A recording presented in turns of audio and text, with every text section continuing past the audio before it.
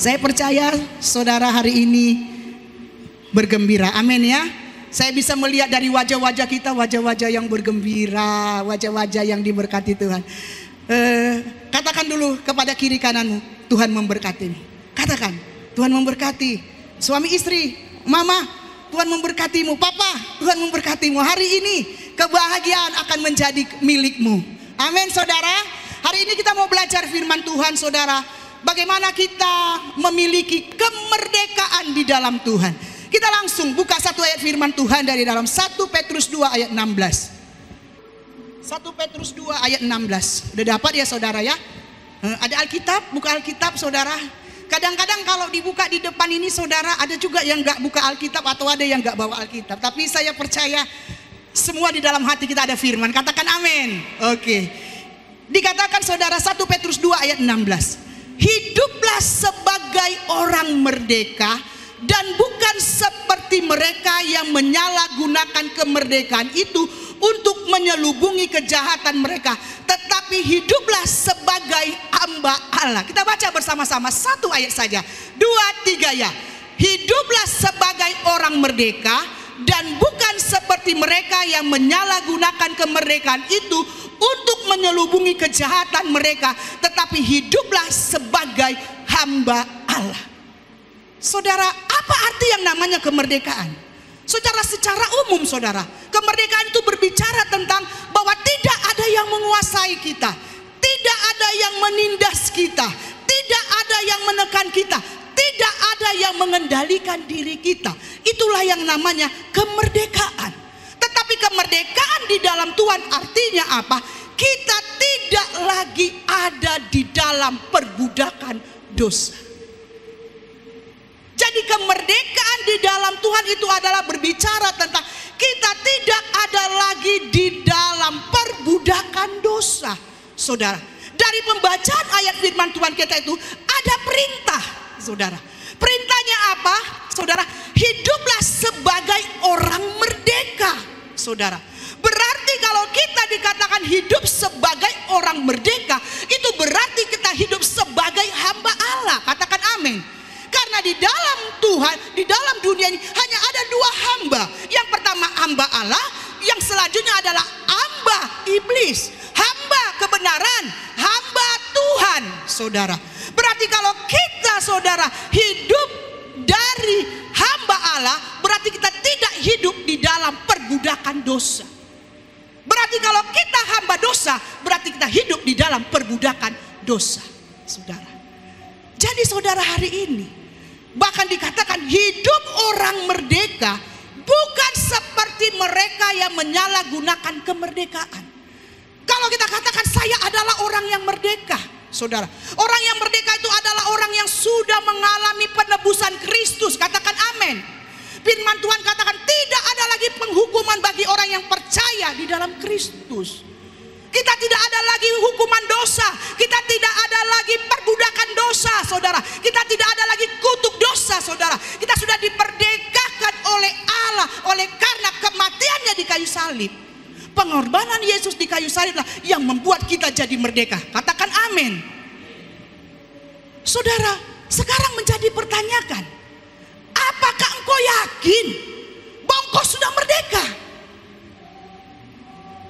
Apakah kita yakin bahwa pengorbanan Yesus di kayu salib yang sudah mati untuk dosa-dosa kita, yang membebaskan kita, yang melepaskan kita dari perbudakan dosa, kita sudah alami dalam hidup kita? Sekarang jadi pertanyaan, yakin enggak saudara bahwa saudara sudah dimerdekakan? Saudara, karena firman Tuhan katakan orang yang merdeka itu adalah orang yang hidup tidak menyalahgunakan yang namanya kemerdekaan. Tetapi banyak sekali orang-orang Kristen yang dia katakan aku sudah ditebus, Yesus sudah mati di kayu salib untuk hidupku. Tapi berapa banyak orang Kristen tidak mengalami yang namanya kemerdekaan. Padahal dikatakan di sini bilang hidup orang merdeka itu tidak seperti mereka yang hidup menyalahgunakan kemerdekaan. Harusnya orang yang sudah mengatakan saya sudah merdeka, saya sudah mengalami kuasa daripada kematian Kristus di kayu salib, harusnya kita tidak menyalahgunakan kemerdekaan di dalam hidup kita. Saudara, satu kali saya pernah mengingat, waktu saya merenungkan, tadi saya merenungkan dan saya diskusi dengan Bapak tentang firman Tuhan ini. Pak Bangun ada pelayanan ya di satu kantor atau apa, ada acara di Soneta, di Hili ya, di Soneta saudara. Jadi Bapak lagi pelayanan. Tadi sebelum berangkat dari jam 10 kami diskusi tentang firman, apa yang mau Mama bagi. Saya diskusi saudara. Tapi waktu saya diskusi, kami di sini lagi penyembahan, kami berdoa, Bapak berdoa, saya merenungkan firman Tuhan ini. Waktu saya merenungkan firman Tuhan ini, saya bertanya, nanti saya bertanya kepada jemaat, apakah kau yakin bahwa kau sudah merdeka? Itu menjadi pertanyaan bagi hidup saya. Dan saya reu ke belakang, saya mengingat saudara, bagaimana hidup saya dulu begitu jahatnya. Dan saya percaya ada orang-orang yang satu alumni dengan saya kejahatannya, saudara, yang hampir-hampir sama, beda-beda tipis, saudara. Dulu mulai dari SMP, saya adalah orang yang suka candu dengan minuman keras, saudara. Kalau saya nggak minuman keras, saya stres. Kenapa, saudara? Karena minuman keras itu seperti air putih bagi saya. Saudara, saya udah begitu terikat dengan minuman keras. Dan kalau orang minum minuman keras itu, saudara, pasti kalau udah kelebihan pasti mabuk. Kalau saya enggak mabuk, enggak pusing, santai seperti meminum air putih 1 hari 2 liter. Seperti itu saya. Saudara, saya begitu terikat dengan minuman keras. Dengan rokok, saudara, mulai dari SMP sampai batas masuk pertengahan SMA kelas 3, saya berhenti merokok dan berhenti minum. Pada waktu saya bertemu dengan Tuhan Yesus, pada waktu ada ibadah di sekolah saya di SMA dulu, saudara, waktu saya ketemu dengan Tuhan Yesus, itu adalah awal di mana Tuhan Yesus membebaskan saya. Saudara, dari orang yang begitu jahat, dari orang yang begitu ugal-ugalan, dari orang yang hidup sembarangan, dari orang yang pulangnya pagi, saudara, yang bolak-balik pulang pagi, nggak pernah pulang malam, pulang pagi, saudara, yang kerjanya menghajar orang, memukul orang, saudara, yang minum, yang merokok, saudara. Tapi waktu saya ketemu dengan Tuhan di ibadah, saudara, itulah awal di mana Tuhan mengubah hidup saya. Saya berubah. Beberapa minggu setelah saya ikut ibadah itu, saudara, ada ketidaktenangan di dalam batin saya. Saya katakan ini sesuatu yang gak pernah saya alami. Saudara, saya waktu saya udah ketemu dengan Tuhan di ibadah itu, saudara, beberapa minggu itu saya enggak nyaman, saya gelisah. Akhirnya saya jumpai kakak pembina saya katakan, kenapa saya ngalami, saya mau bertobat. Saya cerita semuanya, bagaimana hidup saya, bagaimana saya terikat, saudara. Kalau saya minum, saudara, saya enggak mau anggar jago di depan orang. Saya punya tempat tersendiri di rumah saya, saudara. Bahkan untuk saya menggunakan hal-hal yang jahat, saudara, seperti minum narkoba itu, saya punya tempat sendiri. Saya fly di situ sendirian, saudara. Saya menikmati hidup saya.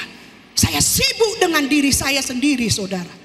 Tetapi pada waktu saya bertemu dengan Tuhan, saudara, awal saya dilepaskan orang Tuhan, saya dimerdekakan oleh Tuhan. Pada waktu saya berjumpa dengan Tuhan dan saya dilayani dan saya terbuka dan saya mengaku dosa saya, pada saat itulah awal di mana saya menjadikan Yesus menjadi Tuhan. Itu awal saya dilepaskan. Dan saya bisa saksikan sampai detik hari ini saya berbicara di sini.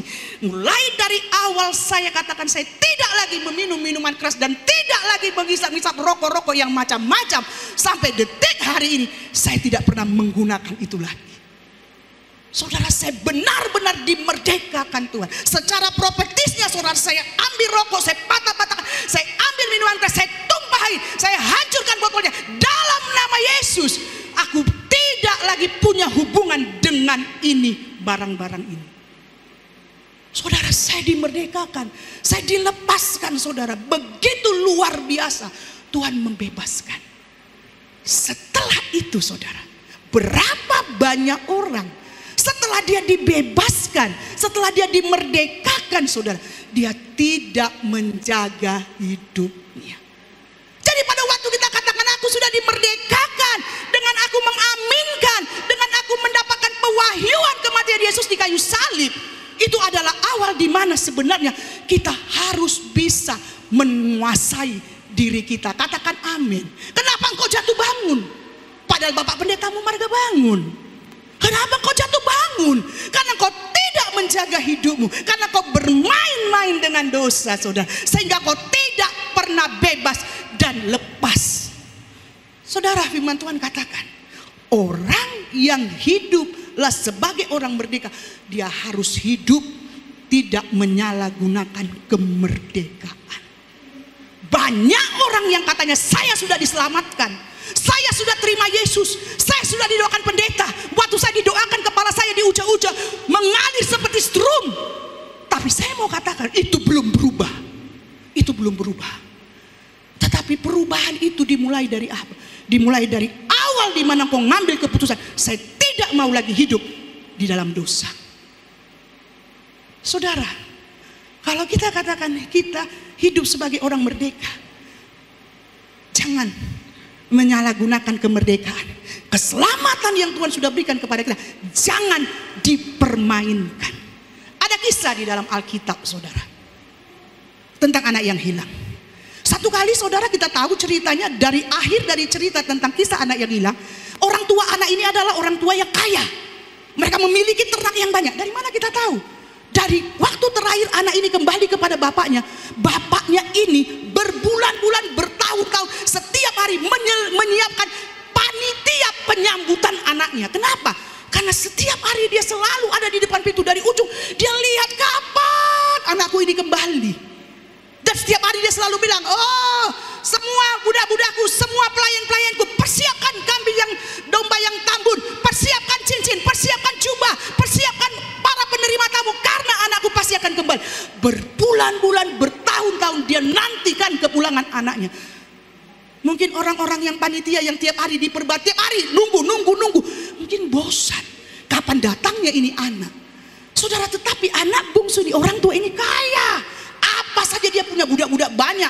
Oh, domba-domba banyak, hartanya banyak. Satu kali anaknya yang bungsu datang kepada bapaknya. Dia menuntut yang namanya kemerdekaan, hak akan warisan. Dia bilang, "Bapak, berikan aku warisan."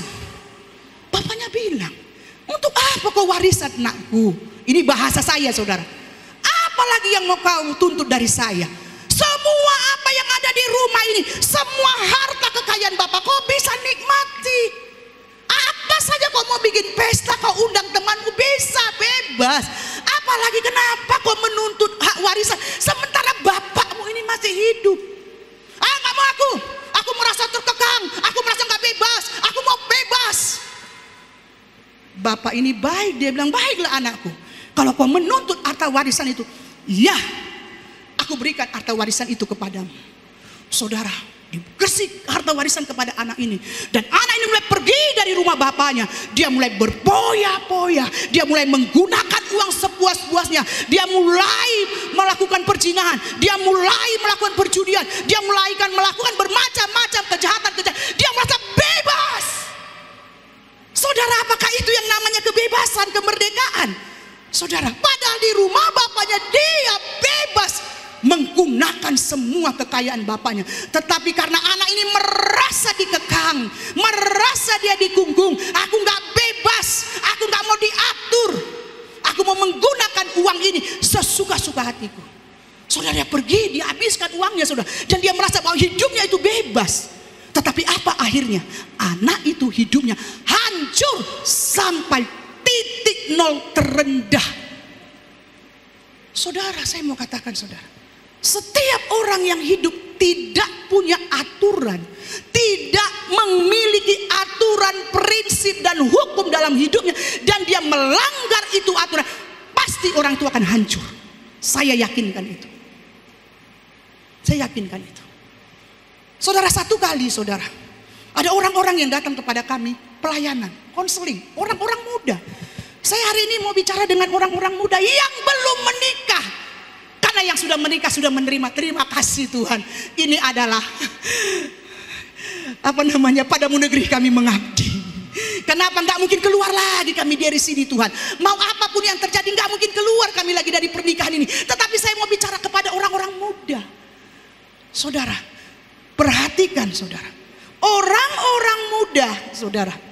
Selalu kalau yang namanya sudah kena cinta birahi, ini orang akan sulit ditegur.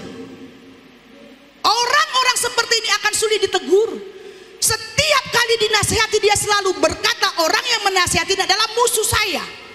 Dia nggak suka saya bahagia. Lalu saudara, satu kali ada orang-orang yang datang mau menikah nih saudara. Belasan tahun yang lalu datang konseling. Waktu dia datang dia bawa, ini teman saya. Waduh, saya lihat, wih, santun banget nih orang. Wah, saya tengok, bagus, saya lihat. Lalu kami kasih pertanyaan-pertanyaan, begini, bagaimana cara pandang dia tentang masalah, bagaimana cara pandang dia waktu menghadapi persoalan kesulitan, bagaimana cara pandang ini. Mantap orang ini. Saya bilang, setelah itu dia bilang, gimana bu? Waduh, saya suka dengan calonmu, orangnya baik. Dan orangnya memang sih nggak takut-takut Tuhan banget, tetapi mau diajar. Bagaimana bu? Lanjut. Lalu ada lagi yang membawa saudara. Dibawa lagi, lihat, waduh ini orang benar-benar berjiwa hamba Tuhan. Kemana-mana pakai batik. Ke kamar mandi di rumah pun pakai batik. Pergi ke pasar belanja cabai pun pakai batik. Waduh, ini benar-benar hamba Tuhan yang diurapi. Gaya-gayanya kelihatan dari hamba Tuhan. Waktu saya lihat kami kasih pertanyaan. Oh gini. Waduh, ini benar-benar orang yang takut akan Tuhan. Bagaimana menurut punya? Maju, pantang mundur. Ini orang yang takut Tuhan. Lalu saudara, ada lagi satu orang yang membawa temannya. Saudara, waktu dia bawa temannya, dia bilang begini, Pak, aku sudah suka kali dengan cowok ini Pak. Oh ya?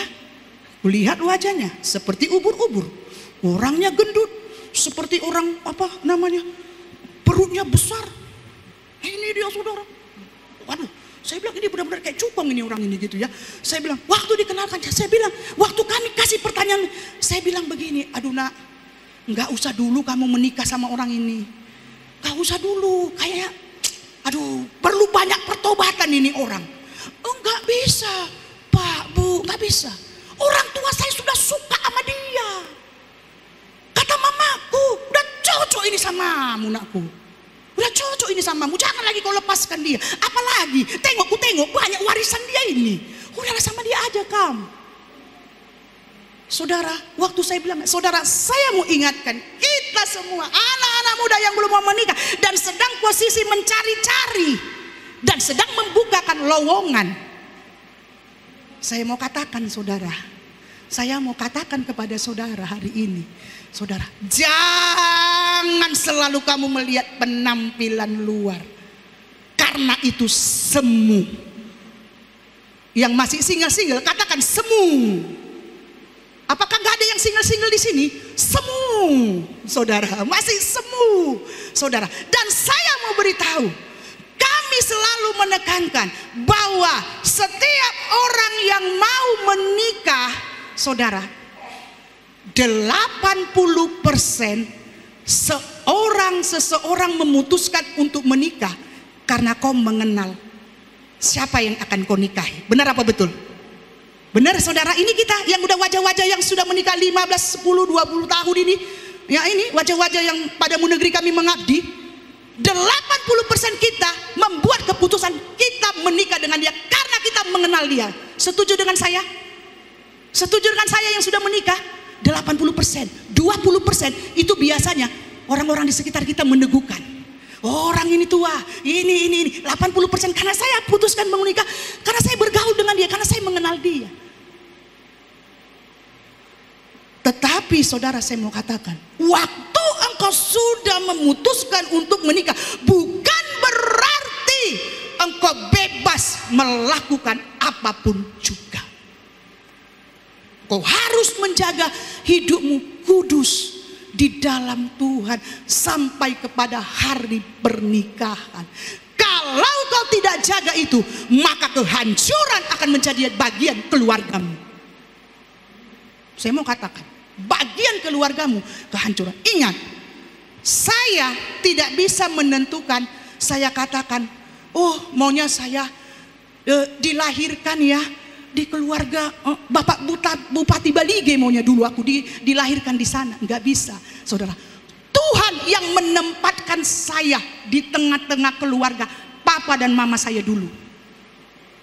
Tetapi pasangan yang ada di kiri kananmu itu bukan hasil pilihan Tuhan. Tapi engkau yang membuat keputusan kau mau menikah dengan dia. Jadi sebelum kau menikah dengan dia, jaga hidupmu. Bahkan setiap kita yang sudah menikah juga, jaga hidup pernikahan kita. Kalau kita nggak jaga, saudara, kita akan menyalahgunakan kemerdekaan di dalam pernikahan kita. Pernikahan kita akan menjadi pernikahan yang hancur. Saudara, merdeka itu berbicara tentang kemerdekaan sejati, bukan berarti kita bebas melakukan apapun tanpa batas dan aturan. Itu kemerdekaan sejati. Jadi jangan kata kita bilang, oh aku udah merdeka, berarti aku bebas melakukan apapun tanpa batas. Jangan. Tetapi dikatakan apa? Kemerdekaan sejati itu ada aturannya. Di dalam pernikahan juga, kita sudah menikah juga ada aturan. Saudara, ada kisah lagi di dalam Alkitab. Di dalam Kejadian 2 ayat 16 sampai 17. Kita lihat saudara, Kejadian 2 ayat 16 sampai 17. Dikatakan seperti ini. Lalu Tuhan Allah memberi perintah ini kepada manusia. Semua pohon dalam taman ini boleh kau makan buahnya dengan bebas. Tetapi pohon pengetahuan tentang baik dan jahat itu janganlah kau makan buahnya, sebab pada hari engkau memakannya pastilah engkau akan mati. Saudara, Tuhan bilang kebebasan. Tuhan berikan kemerdekaan yang begitu luar biasa, saudara. Kepada siapa? Kepada manusia pertama. Tuhan bilang apa, saudara? Bayangkan hari pertama, kedua, ketiga, sampai semua diciptakan Tuhan. Sudah beres semua diciptakan Tuhan. Baru diciptakannya manusia. Baru dibentuknya manusia itu.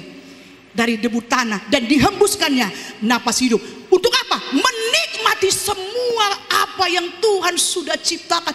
Begitu luar biasa. Wow, binatang-binatang saudara bisa akrab. Kambing dengan harimau bisa main-mainan, bisa main bola, saudara. Mereka tidak ada yang berantem, saudara. Oh, manusia itu bisa berbicara-bicara dengan Tuhan. Manusia itu telanjang tapi tidak malu karena dilingkupi dengan kemuliaan Tuhan. Mereka tidak ada khawatir, mereka tidak ada rasa bersalah, mereka tidak ada rasa tertuduh, mereka tidak ada ketakutan akan Allah sehingga mereka bersembunyi. Saudara, mereka begitu bebas. Kata Tuhan, semua buah dalam pohon taman ini boleh kau makan buahnya dengan bebas. Wow, enak apa lagi saudara? Itu luar biasa. Tetapi saudara, manusia pertama itu melanggar yang namanya aturan.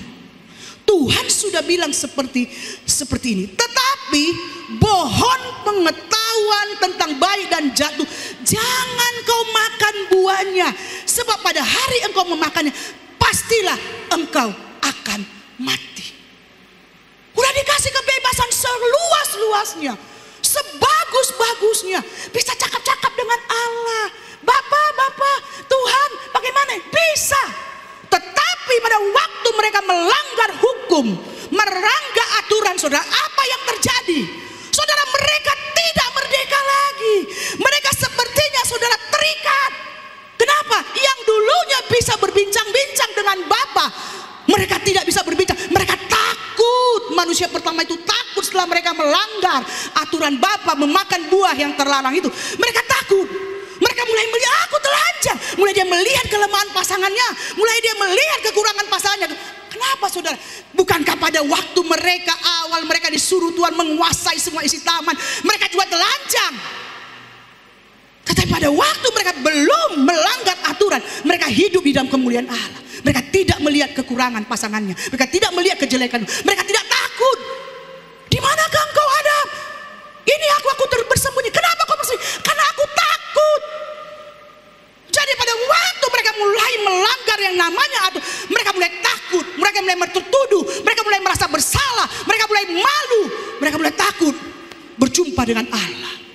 Saudara, saya mau katakan saudara, mereka kehilangan kemerdekaan karena mereka melanggar yang namanya aturan.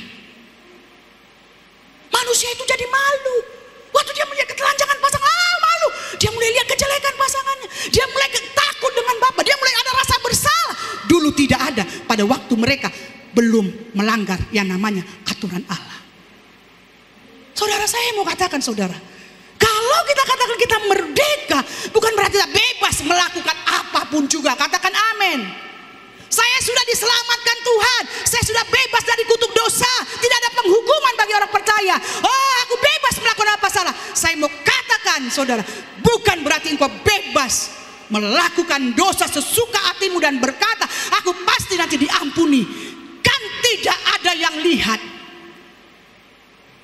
Saya mau katakan, setiap orang yang melanggar aturan ada akibatnya. Manusia pertama, dia keluar dari taman Firdaus, diusir Allah, saudara. Padahal mereka bebas pada waktu itu, padahal mereka merdeka. Tapi waktu mereka melanggar aturan, akhirnya mereka terikat, saudara. Mereka takut, mereka merasa bersalah, mereka melihat kesalahan pasangannya, saudara. Kemerdekaan bukan berarti kita bebas melakukan apapun juga. Katakan amin. Beritahukan kepada kiri kananmu, kemerdekaan bukan berarti kita bebas melakukan dosa. Ada akibat dari apa yang kita lakukan. Kita lihat satu ayat firman Tuhan, saudara. 1 Korintus 6 ayat 12. Dikatakan, segala sesuatu halal bagiku, tetapi bukan semuanya berguna. Segala sesuatu halal bagiku, tetapi aku tidak membiarkan diriku diperhamba oleh suatu apapun. Saudara, segala sesuatu halal bagiku, tetapi bukan semuanya berguna. Saya mau katakan, kalau saudara lihat judulnya apa? Larangan dalam hal percabulan. Saudara, dikatakan segala sesuatunya halal bagiku, tapi enggak semuanya berguna. Hai kita yang sudah berumah tangga, saya mau ingatkan kita, berapa banyak sekarang rumah tangga hancur, saudara. Kenapa, saudara? Karena kita selalu berkata enggak apa-apa. Ganggu wanita-wanita, suami-suami yang udah punya istri, mengganggu gadis-gadis muda. Enggak apa-apa, kan hanya main-main. Saya mau ingatkan kepada kita suami-suami. Puji Tuhan yang ngomong ini istri, makanya dihajar hari ini suami-suami.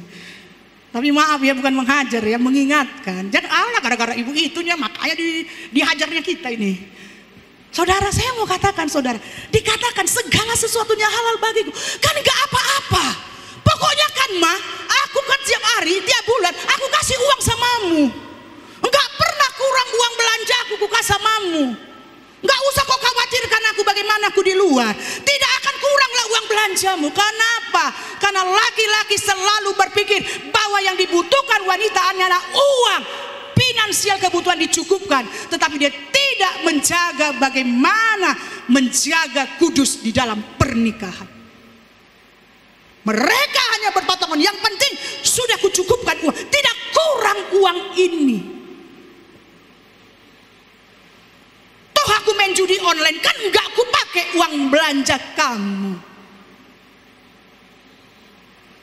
Aku mengasih uang juga dengan will sana juga.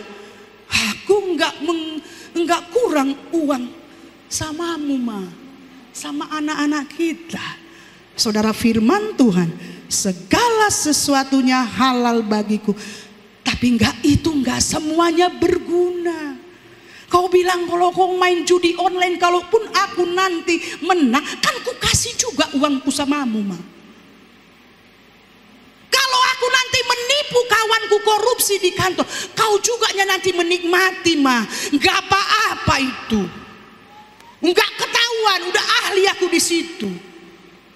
Saudara, bagi orang yang merdeka, bagi orang yang merdeka, yang sudah dimerdekakan, saudara, jangan menyalahgunakan kemerdekaan. Jangan engkau hidup tidak jujur. Jangan engkau hidup tidak takut akan Tuhan. Berapa banyak orang-orang Kristen percaya Yesus, tetapi tidak takut Tuhan. Ini dia. dia menghalalkan segala sesuatunya. Halal bagi, tapi ada yang tidak berguna dilakukannya. Kenapa? Karena tidak takut Tuhan. Bedakan orang percaya dengan takut Tuhan. Ada orang yang percaya Yesus, menyembah Tuhan sampai menangis. Wah, luar biasa. Waktu didoakan, waktu ngaku dosa, dia sepertinya kita bilang, waduh, anak ini udah orang yang mengaku dosa, pokoknya udah dijamah Tuhan, udah bertobat kalilah ini. Tetapi setelah itu dia nggak takut Tuhan, saudara. Dia akan melakukan dan mengatakan, yang tidak halal ini halal bagiku. Dan akhirnya dia mengikat. Saudara, coba kita lihat saudara, 2 Korintus tadi saudara. Saya tidak tahu kenapa Tuhan arahkan saya ke sana. Coba kita lihat 2 Korintus tadi saudara. 1 Korintus 6. Lihat saudara judulnya, nasihat terhadap percabulan.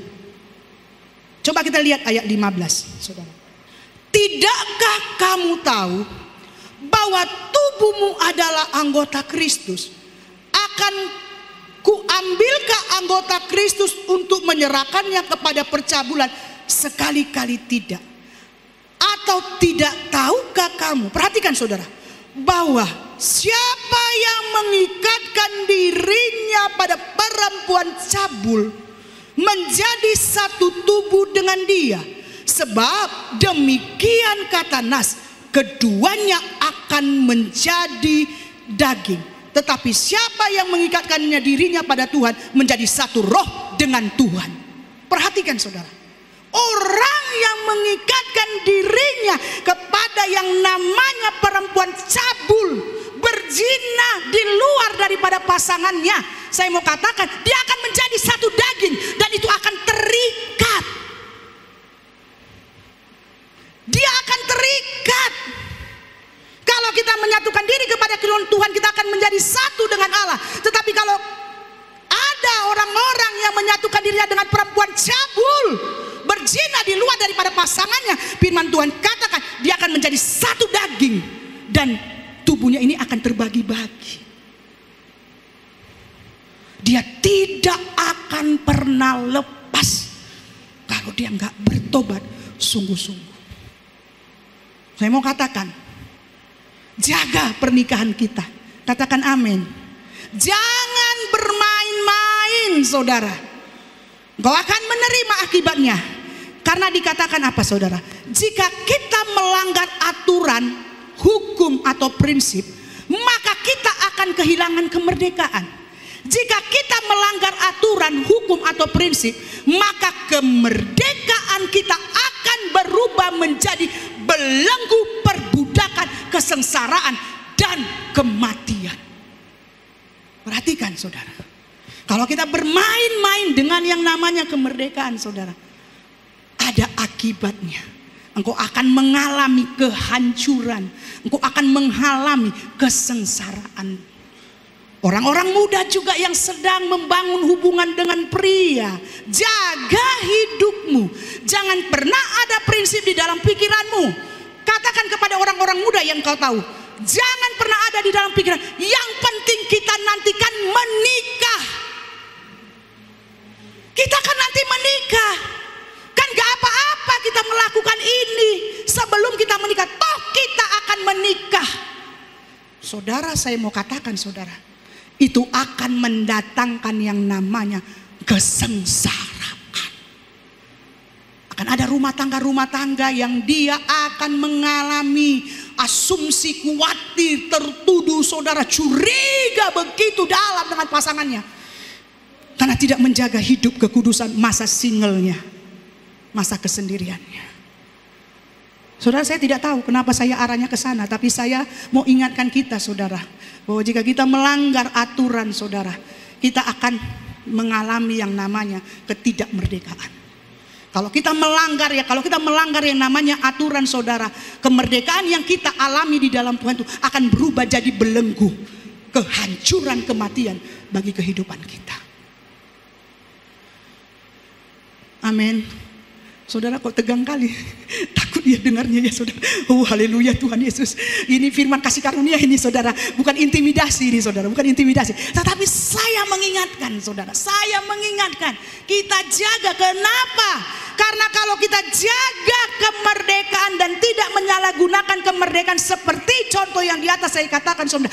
Itu sangat mempengaruhi seisi rumah tangga kita. Mempengaruhi anak-anak kita. Mempengaruhi keturunan kita. Kalau kita jaga hidup kita akan mempengaruhi keturunan kita. Saudara. Mereka akan menerima berkat daripada keluarga. Orang tuanya kepada anak-anaknya. Saudara. Amin saudara. Kita adalah orang yang merdeka. Amin. Kita adalah orang-orang yang hidup sebagai orang-orang yang merdeka. Tidak menyalahgunakan kemerdekaan. Katakan amin. Saya tidak mau menyalahgunakan kemerdekaan. Katakan amin. Karena saya adalah orang yang merdeka di dalam Tuhan. Dan saya tidak mau menyalahgunakan kemerdekaan yang Tuhan sudah berikan kepada saya. Karena kalau saya melanggar itu aturan, perintah Tuhan, maka saya akan menerima akibatnya. Akibat itu akan menghancurkan kehidupan kita. Saudara sama dengan saudara. Kita juga akan hidup di dalam kemerdekaan keuangan. Keluarga-keluarga akan hidup di dalam kemerdekaan keuangan. Jikalau apa? Jikalau kita mampu mengatur, mengelola keuangan dengan benar. Saudara, kita akan bisa mengatur keuangan kita kalau kita hidup sesuai dengan prinsip kebenaran di dalam kemerdekaan keuangan. Kita mengikuti prinsip-prinsip pengelolaan keuangan dengan benar. Tetapi sebaliknya, kalau kita kehilangan, kita tidak mampu mengatur, mengelola keuangan kita di dalam keluarga, maka kita akan terlilit utang. Saudara, maka keuangan keluarga kita akan hancur, saudara. Berapa banyak sekarang rumah tangga hancur oleh karena kita tidak mampu mengatur, mengelola keuangan dengan benar, saudara. Kita terlilit dengan utang, saudara.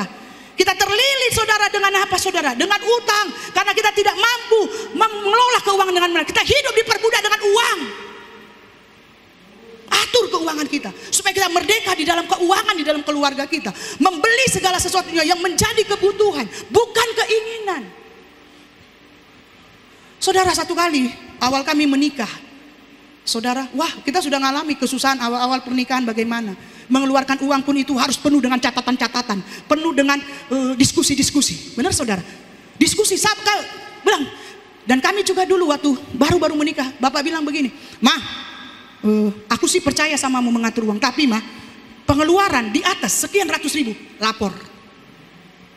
Mungkin kita pernah punya pengalaman. Nanti di atas pengeluaran biasanya bicarakan ya mah, bicarakan. Oh iya, tetapi karena suami ini kan dia setia, dia percaya memberikan uang kepada istri pasangannya. Kalau dia lihat pasangannya itu mampu mengatur uang dengan baik. Waktu dikasih kepada saya, wah dilihat, wah istriku ini mantap kali ngatur uang. Kok nggak habis-habis uang kami? Dia bilang. Satu kali saudara, dia lihat saya bisa mengatur uang. Sampai setelah kami tinggal, kami di sekretariat yang belum terbakar. Lalu dia bilang begini, dia percayakan kepada saya, "Mama, aku percaya kau mampu ngatur uang." Lalu dia lihat saya, "Mah, kalau ku lihat ya, kenapa bajumu itu saja? Kenapa itu aja bajumu nggak pernah ganti-ganti? Kan kamu yang megang uang." "Oh," aku bilang, "iya." "Kenapa kau nggak pernah ganti sepatu, Ma? Kenapa tasmu itu saja? Bagaimana saya mau beli sepatu baru? Bagaimana saya mau beli baju baru, tas baru?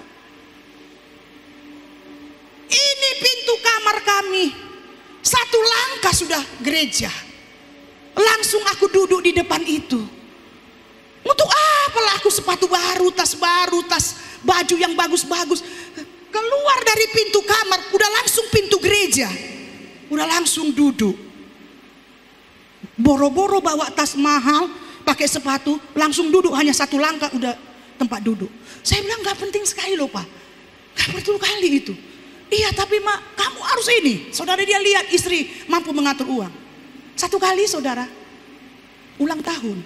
Hai suami-suami, ada momen-momen tertentu istri-istri ulang tahun pribadi, ulang tahun pernikahan, Valentine. Saudara, saya selalu gak tahu kalau hanya saya ya, Waktu momen-momen itu saya yang bilang gini, apa yang kamu kasih hadiah sama aku?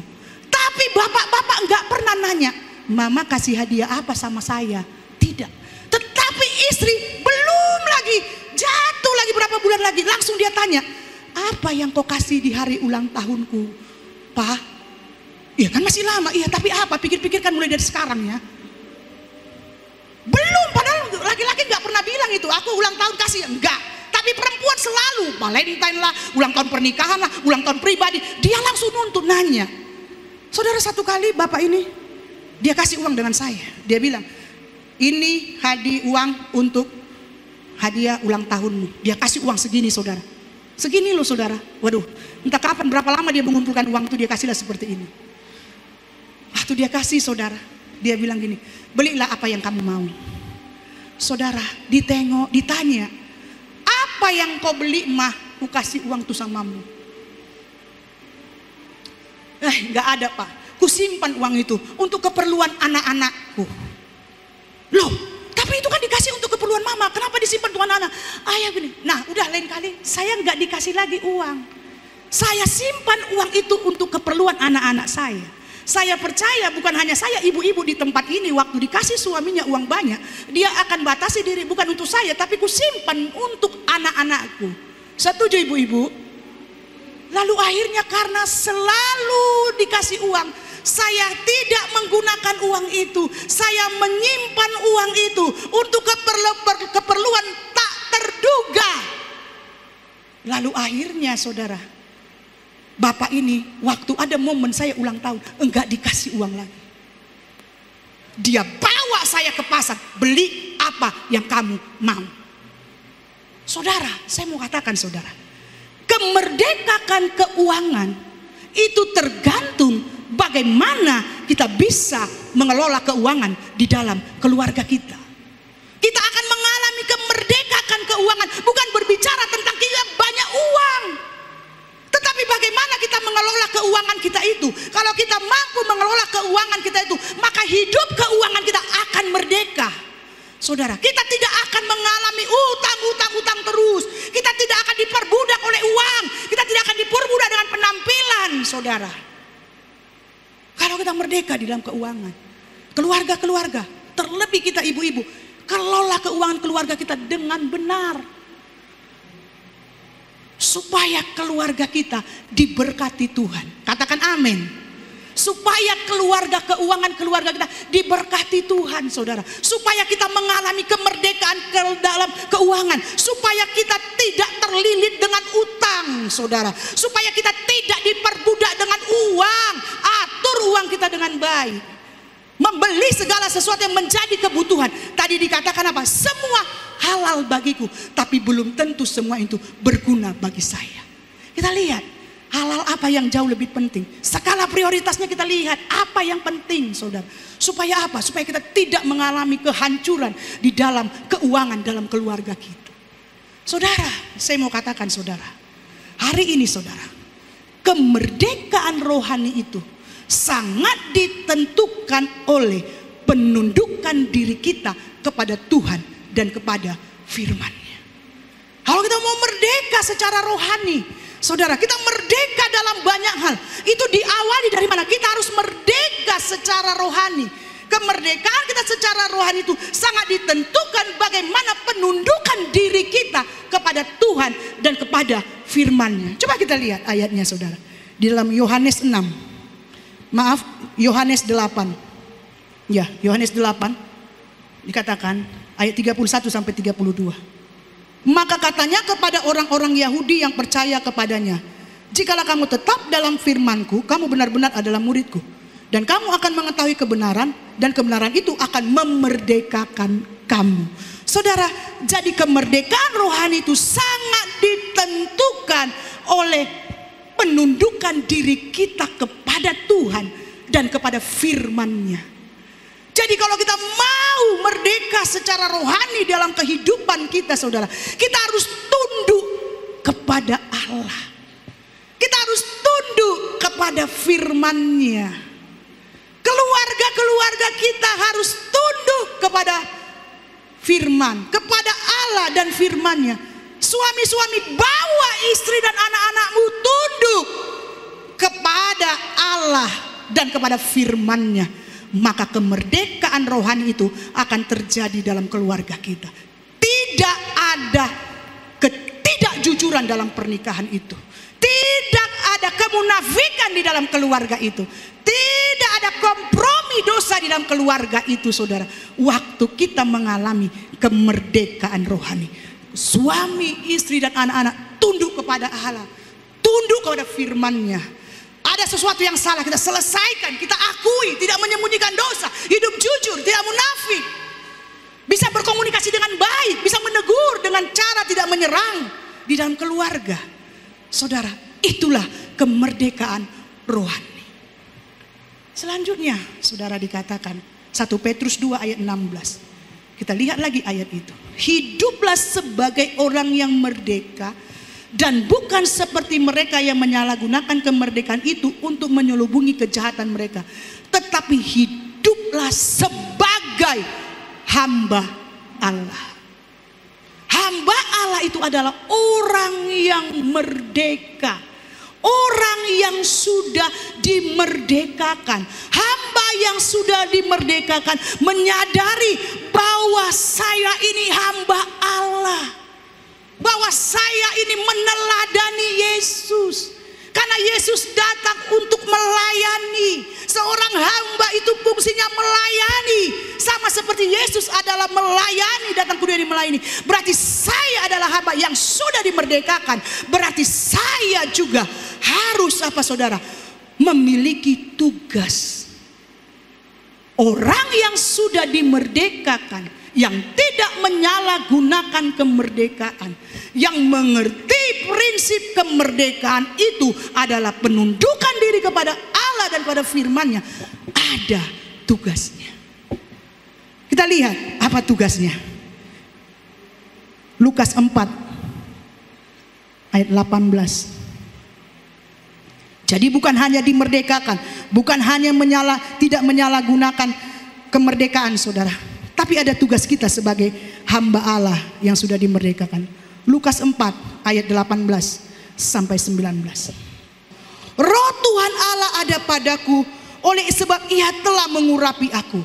Aku menyampaikan kabar baik kepada orang-orang miskin, dan Ia telah mengutus aku untuk memberitakan pembebasan kepada orang-orang tawanan dan penglihatan bagi orang-orang buta, untuk membebaskan orang-orang yang tertindas, untuk memberitakan tahun rahmat Tuhan yang telah datang. Saudara, ada tugas kita, saudara.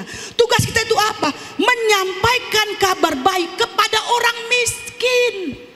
Bukan miskin secara uang, tetapi miskin secara kehidupan, kebutuhan kehidupan di dalam kehidupan keluarga, saudara. Kebutuhan miskin di dalam mereka rindu untuk dilayani, saudara. Itu adalah tugas kita, saudara. Untuk kita apa? Menyampaikan kabar baik kepada mereka, menguatkan mereka, menyegarkan jiwa mereka, menyampaikan kebenaran kepada mereka.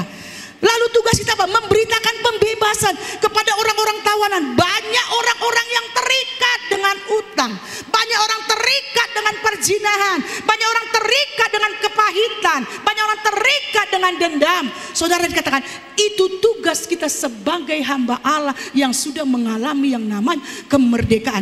Beritakan kabar baik itu, beritakan pembebasan itu kepada mereka. Oh, menjadi, saudara, pemberita, mencelikan mata yang buta. Berapa banyak orang-orang Kristen punya mata tapi tidak bisa melihat, punya mata secara jasmani tapi mata hati, mata imannya mati, tertutup, buta.